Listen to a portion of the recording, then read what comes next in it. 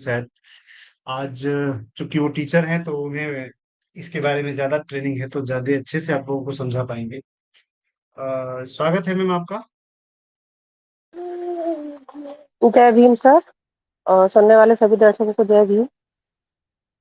आप मेरी आवाज सुन पा रहे हैं सभी? जी मैम, आपकी आवाज आ रही है। सर एक्चुअली क्या लगता है कि ना मैं बोले जा रही हूँ, कुछ होती रहा बीच से बोलते रहा करिए कहीं ना कहीं। जैसे आज का टॉपिक, पहले तो सर आपको बहुत बहुत धन्यवाद कि आपने इतना सुंदर टॉपिक उठाया और बहुत इंपॉर्टेंट टॉपिक उठाया, जिसको जनरली कोई है ना ध्यान नहीं देते हैं। और ये इतना ज्यादा महत्वपूर्ण विषय है कि हर घर में बच्चे हैं, हमारे घर में, हमारे रिश्तेदारों के घर में, तो इसकी अवेयरनेस बहुत ज्यादा जरूरी है। तो जी मैम, इसके लिए साफ लोग। आपके सुझाव पे हमने कहा कि इसे देर नहीं करना चाहिए सोचने के लिए, इसे समझने के लिए, क्योंकि ये अवेयरनेस का कार्यक्रम है। तो हम तो जी सबसे सर। पहले इसमें आगे कार्यक्रम करेंगे। जी मैम। मेरा सुनने वाले सभी दर्शकों से निवेदन है कि अगर उनके घर में छोटे बच्चे हैं तो आप उनको भी है ना लाइव, मतलब इसको ला सकते हैं, सुनने के लिए ला सकते हैं, लाइव भी ला सकते हैं। कि आज का विशेष टॉपिक विशेषकर बच्चों के लिए ही है, और उन सभी पेरेंट्स के लिए जिनके बच्चे छोटे हैं, अभी 3 साल से छोटे हैं तो उनके आगे काम आएगा, और अगर 3 साल तक के हैं या 3 साल से बड़े हैं तो उनके अभी से काम आएगा।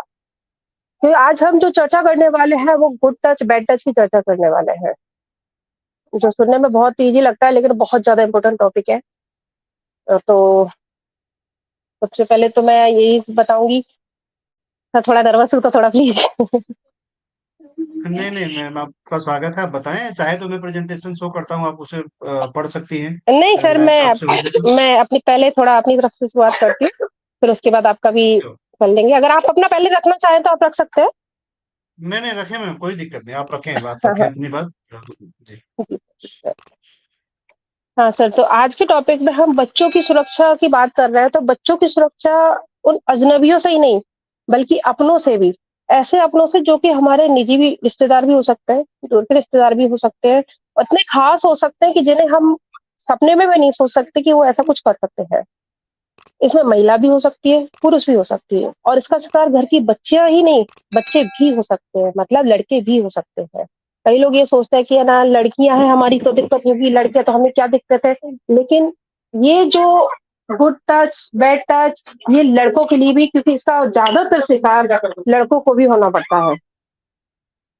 तो हम बच्चों को घर पे सबसे ज्यादा सुरक्षित मानते हैं, घर पे रखते हैं, घर से बाहर जाने भी नहीं देते। लेकिन कई बार घर पर ही ऐसी घटना हो जाती है जिसका हम अंदाजा भी नहीं लगता, जिनको सुनकर रूह कांप जाती है। और अखबारों में जहां तक आप अगर न्यूज ऐसे देखेंगे बाल एवं शोषण की, तो उसमें ज्यादातर लोग अपने या तो इतने निजी होंगे जिनके जो हमारे घर में एकदम अंदर घुसे हुए होंगे, या हमारे पड़ोसी होंगे, या हमारे घर के रिश्तेदार होंगे। तो बच्चों को गुड टच बैड टच की जानकारी तो बहुत जरूरी है, बहुत ज्यादा जरूरी है कराने के लिए। तो इसीलिए मैं कह रही हूँ कि अगर आपके बच्चे हैं, उन पेरेंट्स के लिए जो जिनके बच्चे हैं, उनके लिए, जिनके अभी नहीं है फ्यूचर में होंगे, उनके लिए भी जरूरी है, और बच्चों के लिए भी आवश्यक है। आप बेहिचक होके अपने बच्चों को इस चैनल पर ला सकते हैं। ऐसी कोई अभद्र बात नहीं होगी जिससे कि बच्चों को सुनने में दिक्कत हो, और जो भी बात होगी वो सिर्फ अवेयरनेस की होगी। तो आप बच्चों को बेशक लाइए, सुनाइए, जिससे आपको कंफर्ट होता है उस हिसाब से आप कर सकते हैं। तो सबसे पहले हम ये जानकारी लेंगे सर कि गुड टच बैड टच क्या होता है। गुड टच ऐसा टच होता है जिसमें बच्चे सुखद महसूस करते हैं, सुरक्षित महसूस करते हैं, अच्छा महसूस करते हैं। और उस जैसे कि मम्मी का प्यार करना, पापा का प्यार करना, दादी दादा का बाहों में लाना, ऐसे सोते वक्त माता पिता का गुड नाइट किस करना, दोस्तों का खेलते वक्त दोस्त का हाथ पकड़ना, ये सभी, इनमें बच्चों को ऐसा कुछ भी नहीं लगता कि जिससे कि उन्हें हेजिटेशन हो, उन्हें लगे नहीं ये नहीं होना चाहिए। तो इस तरह का टच गुड टच कहलाता है।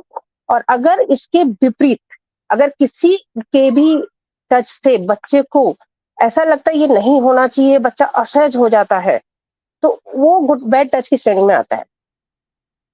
अगर ऐसा कुछ बच्चों को होता है, अगर बड़े बच्चे हैं तो वो थोड़ा बहुत कह भी सकते हैं, नहीं कहते हैं तो उनको हमें सिखाना पड़ेगा कि अगर इस तरह का कुछ होता है कि बच्चों कि जो तुम्हें अच्छा नहीं लग रहा है, जो तुम्हें अजीब लग रहा है, जिसे तुम नहीं चाहते हो कि ये होना चाहिए, तो उसको रोकना है। और किस तरीके से रोकना है वो हम अभी आगे बात करेंगे। और बच्चों की अनुमति के बिना अगर उन्हें जैसी गलत तरीके से कोई गलत जगह पे छूता है, उसे बैड टच कहते हैं। और कई लोग ये सोचते होंगे कि ये सिखाना क्यों ज़रूरी है, ये तो कॉमन सी चीज़ है, बच्चे खुद से सीख जाएँगे। अच्छी बात है, लोग बच्चों में ना ये सब चीज़ें थोड़ा-सा क्या कहते हैं, निजी रखना चाहते हैं, हर चीज़ के बारे में नहीं बताना चाहते। लेकिन इतना आजकल ज़रूरी है ना बच्चों के साथ यौन शोषण और छेड़छाड़ की घटना इतनी ज़्यादा बढ़ती जा रही है, कि हर 9 लड़की में से 1 और 53 लड़कों में से 1 लड़के को यौन शोषण का शिकार होना पड़ता है। और उन्हीं 90% पीड़ितों का यौन शोषण उन व्यक्तियों द्वारा किया जाता है जिसे वो जानते हैं। यानी कि उनके निजी लोग होते हैं, उनके जानकार होते हैं। केवल 10% बच्चों का ही शोषण अजनबियों द्वारा किया जाता है। और इससे भी दुखद बात ये है कि 100% केस में से सिर्फ 11% केस ही दर्ज किए जाते हैं। उसके अलावा जो 89% केस हैं, वो तो वहीं के वहीं दब जाते हैं, उनको तो कोई सुनने की कोशिश ही नहीं करते, आगे समझने की कोशिश ही नहीं करते हैं। वो वहीं की वहीं बस कोशिश करते हैं कि यही की बात दब जाए, लेकिन नहीं दबाना चाहिए। अगर ऐसा कुछ होता है, तो उसके के खिलाफ ज़रूर कार्रवाई करनी चाहिए। और इसका सबसे ज़्यादा ज़रूरी कारण है यौन शोषण के बारे में जागरूकता की कमी। तो बच्चे छोटे हैं, नहीं समझते हैं, तो इस सब की ज़िम्मेदारी सबसे पहले पेरेंट्स की होती है। तो बच्चों को जितना हो सके उतना जल्दी गुड टच और बैड टच की जानकारी दें। तो अब आप ये सोच रहे होंगे कि किस हिसाब से हमको देना चाहिए, किस उम्र से चालू करना चाहिए। 3 साल से जो छोटे बच्चे होते हैं, वो इतने छोटे होते हैं, उन्हें सही-गलत की समझ नहीं होती है।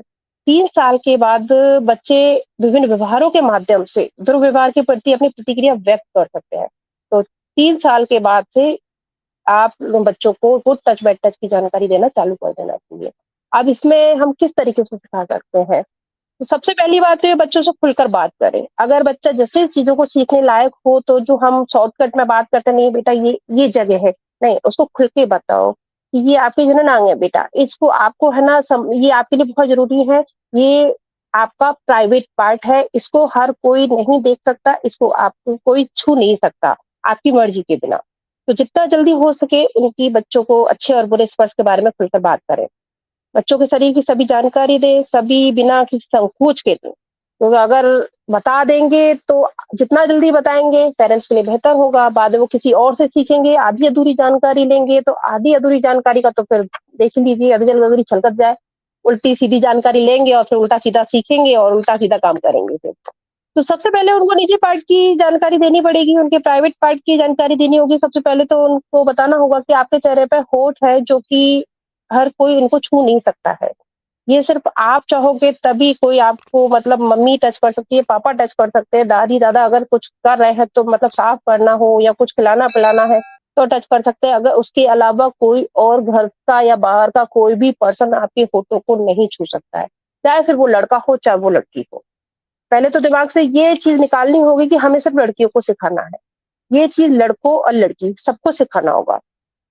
होठ, सीना, टाँगों के बीच में और पीछे का हिस्सा कमर के नीचे। इन 4 हिस्सों के बारे में पूरी की पूरी जानकारी बच्चों को बेहतर तरीके से देनी होगी। अगर आपको संकोच भी होता है तो जिस तरीके से मैं बता रहा हूँ आप उस तरीके से बता दीजिए। होठ, सीना, टाँगों के बीच में और पीछे कमर के नीचे का हिस्सा। ये बच्चों का प्राइवेट पार्ट है। और अगर इसके बारे में भी अगर आपको और हेजिटेशन हो रहा है तो स्विमिंग सूट का आप उदाहरण ले सकते हैं। स्विमिंग सूट जनरली बच्चे तो आप बता सकते हो कोई इतना वियर्ड नहीं है कि है ना जिसके लिए आपको बहुत ज़्यादा सोचना पड़े कि स्विमिंग सूट के बारे में बताएँ या ना बताएँ। कि जो स्विमिंग सूट पहनते समय जो शरीर का अंग ढका रहता है वो भी प्राइवेट पार्ट में आता है, होठों के साथ में।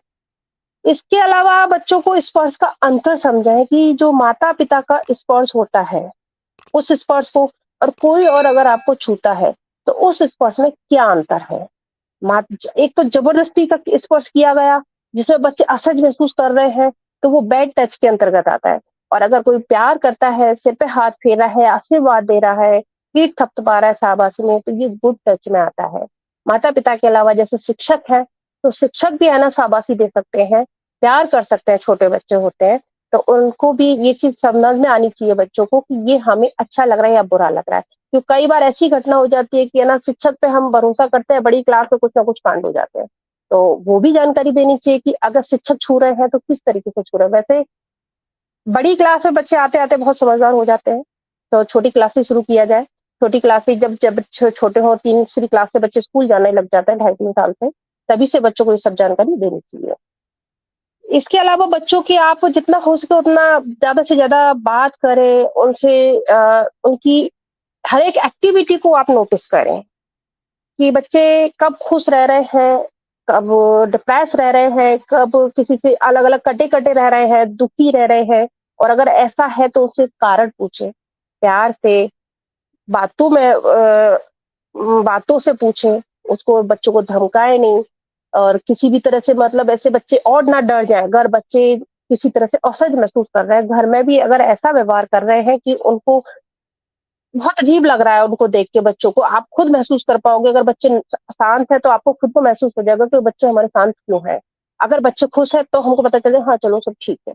अगर कुछ भी अलग ऐसा पता चलता है तो उसको तुरंत पता करना चाहें आप लोग, पता करें कि ये ऐसा क्यों है। अगर कहीं कोई ऐसी बात तो नहीं है, स्कूल में, बाहर, बच्चे बाहर भी जाते हैं, तो खेल गार्डन में या फिर उनके घर में या उनके घर के आस-पास में, पड़ोस में, इस सब चीज़ की जानकारी दें। बच्चों को अगर पड़ोस में भी कहीं भेजें तो पूरी तरह से जानकारी कर लें कि बच्चा किसके घर जा रहा है और वहाँ पे कौन-कौन है, वहाँ पे किस तरीके से बच्चे के साथ व्यवहार किया जाता है। बच्चों को बेशक भेजें लेकिन अपनी पर्याप्त निगरानी के बीच में। इसके साथ में बच्चों को लोगों की पहचान भी बताएँ, क्योंकि अगर कि कोई अगर अजनबी बच्चा चॉकलेट अजनबी बोलता है, बच्चों को चॉकलेट देने के लिए बोलता है, टॉफ़ी देने के लिए बोलता है, कोई बोलता है आप चलो हमें ना मम्मी बुला रही है आपकी या पापा बुला रहे हैं, तो उनके साथ नहीं जाना है तो ना कहना ज़रूर सिखाएँ बच्चों को। चाहे टॉफ़ी का लालच दें, चाहे कुछ भी लालच दें, तो बच्चों को चाहे कुछ भी हो जाए, किसी की भी बातों में नहीं आना है, चाहे वो पड़ोसी की क्यों ना हो। इसके अलावा सार्वजनिक स्थानों पे सावधान रहें, खासकर सार्वजनिक स्थानों पे कहीं बाहर जा रहे हैं, बस में ट्रैवल कर रहे हैं, तो उन सब ची जगहों पे विशेष ध्यान रखें। कहीं बाथरूम जाना होता है बच्चों को तो हम उनके साथ में जाएँ, उनको अकेला ना छोड़ें। ऐसा नहीं कि जाओ बेटा जाओ तुम वहाँ चले जाओ, नहीं, उनको साथ में ध्यान देना है। और इसके साथ में एक चीज़ और है कि क्या छूने से ही बैड टच होता है? नहीं, ऐसा नहीं है। सिर्फ़ छूने से ही नहीं, बैड टच बिना छुए भी हो सकता है। अगर कोई आपके बच्चों के सामने अपने खुद के कपड़े बदलता है, ये भी बैड टच है।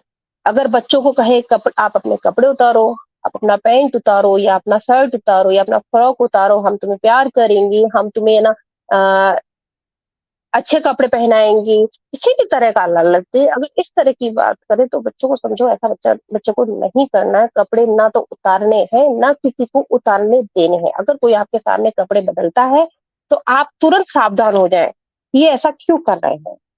बच्चों के सामने अगर कोई अपने निजी अंग दिखाए या बच्चों से ही कहे कि बेटा आप ये करो, ऐसा करो, अपने निजी अंग दिखाओ, तो बच्चों को कहें नहीं ऐसा कोई करे तुरंत बताएँ।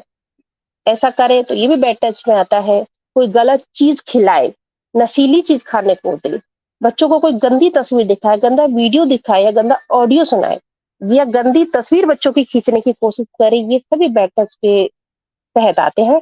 तो इन सब चीज़ों से बच्चों को बचाने के लिए सबसे पहले तो आप बच्चों को नो कहना सिखाएँ कि वो भी तेज़ आवाज़ में अगर ऐसी कोई भी इन सब चीज़ों की जानकारी बच्चों को सबसे पहले दें, कि सिर्फ़ छूने के अलावा अगर कोई ऐसी हरकत भी करता है तो आपको क्या करना है। उसके बाद बच्चों को ये तरीका भी बताएँ कि उनसे कैसे बचा जा सकता है, क्योंकि सबसे पहले बच्चों को खुद एक्टिव होना पड़ेगा, उसके बाद आगे की प्रोसीजर चलेगी। अगर बच्चे उसी समय उनको तेज आवाज में जो भी कोई है नो कह दे तो अगले बंदे की हिम्मत नहीं होगी कि आगे वो कुछ करने की कोशिश करे। तो उनको अंदर से इतनी प्रेरणा भर देनी है बच्चों में, इतना अंदर भर देना है, साहस भर देना है, जोश भर देना है कि कोई ऐसी भी हरकत करे, तेज आवाज में मना करना है, नो, नहीं, ऐसा आप नहीं कर सकते। और उसके बाद बच्चों को वहाँ से भागने का बताएँ कि वहाँ पे अगर कहीं आप बाहर हैं या किसी के घर पर हैं, तो अपने आप को सँभालते हुए कि पता चला भाग रहे हैं, किसी चीज़ से टकरा के खुद को चोट लगा ली, नहीं ऐसा नहीं करना है। तो अपने आप को बचाते हुए बच्चे वहाँ से भागकर किसी ऐसे स्थान पर जाएँ जहाँ पे सुरक्षित स्थान हो। जैसे कि कोई घर वाले हों या अपने विश्वसनीय लोग हों, उनके पास पहुँच जाएँ। इसके साथ में अगर बच्चों को कोई धमकी भी देते हैं, कोई कर देते हैं, कोई यौन शोषण करते हैं या फिर कोई बैड टच करते हैं, तो अगर वो बोलते हैं, उनको डर भी लगता है अगर घर के जानकार होते हैं तो अगर ये घर पे बताएगा, तो क्या करेंगे? तो बच्चों को ये चीज़ आनी चाहिए कि चाहे कितनी भी धमकी दे, चाहे कितना भी लालच दे, चाहे कुछ भी कहे, यहाँ तक ये क्यों ना कहे कि हम तुम्हारे माँ-बाप को मार देंगे, तो भी उनसे डरना नहीं है। अगर उनसे डर गए तो वो बच्चे कहने में हिचकिचाएँगे, तो जिससे कि माता-पिता को पता नहीं चलेगा, चाहे किसी भी तरह की बात हो, कोई भी बात हो, चाहे कोई किसी भी तरह का बैड टच करता है, तो अपने माता-पिता, अपने दादा-दादी, अपने विश्वसनीय जो भी सदस्य हैं, शिक्षक भी हो सकते हैं, अगर विद्यालय में कोई ऐसी घटना हो रही है, तो शिक्षक को बताएँ। अपने विश्वसनीय शिक्षक को बताएँ या किसी को भी बताएँ, शिक्षक सभी जगह खराब नहीं होते, सभी जगह बहुत अच्छे होते हैं। अगर कहीं पे एक-आध कोई गलत निकल जाए तो वो बात अलग है। अदरवाइज़ सबसे अगर विद्यालय में ऐसी कोई घटना हो रही है, तो शिक्षक को बताएँ। और उसके अलावा फिर शिक्षक के अलावा प्रधानाचार्य होते हैं, उनको बताएँ, अपने घर पे बताएँ, अवश्य रूप से बताएँ। अगर माँ नहीं सुन रही है तो पापा को बताएँ, पापा नहीं सुन रहे हैं तो तेज़ आवाज़ में बताएँ, लेकिन बताएँ ज़रूर। इसके साथ ही बच्चों को चाइल्ड हेल्पलाइन नंबर आप लोग ज़रूर याद करा दें, 1098। 1098 को अगर बच्चे भूल भी जाते हैं तो उनको बहुत सिंपल सा फंडा है कि आप उनको कह दीजिए 1098 उल्टी गिनती गिन लो, आपका हो जाएगा मोबाइल नंबर। कहीं भी अगर कोई ऐसी घटना होती है, आप 1098 उठाइए और उसपे फ़ोन करिए, पुलिस तुरंत एक्शन लेगी और आपको शोषण से बाल यौन शोषण से बचा जा सकता है। इसमें अच्छा, मैम एक अगर सवाल है। मैं एक जी मिनट सर सॉरी, मैं बोलिए। रोक रहा हूँ क्योंकि जी इस सर बोलिए। जो आपने हेल्पलाइन की जो बात करी है, अच्छा ये जी सर, हेल्पलाइन ये कोई प्रादेशिक है या ऑल इंडिया के लिए लागू होता है? ये सर ऑल इंडिया है। ओके ओके, एक बार थोड़ा कंफर्म एक बार कर दें तो लोगों को पता चलता हाँ, हाँ, 1098 ये ऑल इंडिया है, जैसे कि है ना महिलाओं के लिए चल रहा है, तो इसी तरह से ये बच्चों के लिए भी चाइल्ड हेल्पलाइन नंबर है 1098। 1098 याद रहने में थोड़ा-सा कन्फ्यूज़िंग होगा, तो अगर ये बच्चों को कहेंगे बेटा उल्टी गिनती है ये, तो बच्चे बहुत अच्छे से याद कर लेंगे 1098। इसके अलावा अगर आगे अब अगर ऐसा कुछ होता भी है, तो क्या किया जाए, तो इसके लिए एक बहुत अच्छा कानून बना हुआ है POCSO, protection of children from sexual offence act. बच्चों के साथ होने वाले यौन शोषण के यौन अपराधों के खिलाफ होने वाली घटना इसमें दर्ज की जाती है। इसके लिए सीधी एफआईआर होती है और एफआईआर को खारिज नहीं किया जा सकता। अगर एक बार एफआईआर हो गई, तो उसमें कोई ना कोई एक्शन ज़रूर लिया जाता है। इसमें 3 अगर बाल यौन शोषण की कोई सज़ा साबित हो जाती है, तो 3 वर्ष से लेकर उम्र कैद की सज़ा या मृत्युदंड तक हो सकता है।